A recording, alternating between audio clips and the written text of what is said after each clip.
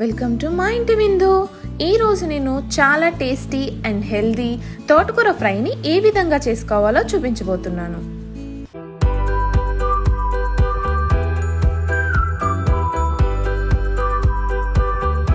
ముందుగా కావలసిన పదార్థాలు ఏంటో చూద్దాం.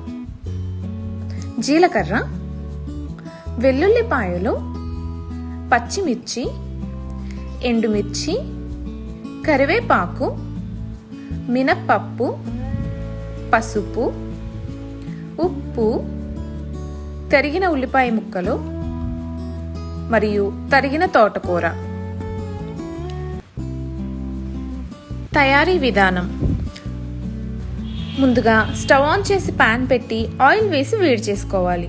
ఆయిల్ బాగా వేడెక్కిన తర్వాత దానిలో వెల్లుల్లిపాయలు వేసి పచ్చి వాసన పోయే వరకు వేయించుకోవాలి.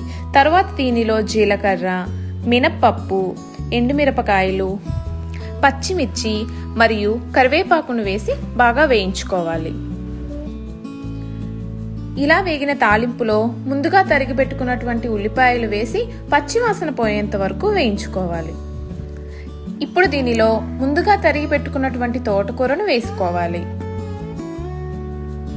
దీనితో పాటు 1/2 టీ స్పూన్ ఉప్పు మరియు 1/2 టీ స్పూన్ పసుపును వేసి బాగా కలుపుకుని 5 నిమిషాల పాటు మూత పెట్టి లో ఫ్లేమ్లో మగ్గించుకోవాలి.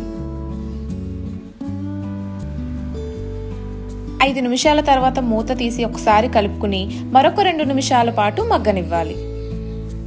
చూస్తున్నారుగా, మన తోటకూర ఫ్రై అయితే రెడీ అయిపోయింది.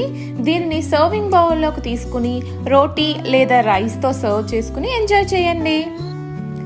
ఈసారి మీరు తోటకూర ఫ్రై చేసేటప్పుడు ఇలా MIV స్టైల్లో ట్రై చేసి ఎలా ఉందో కామెంట్స్లో చెప్పండి.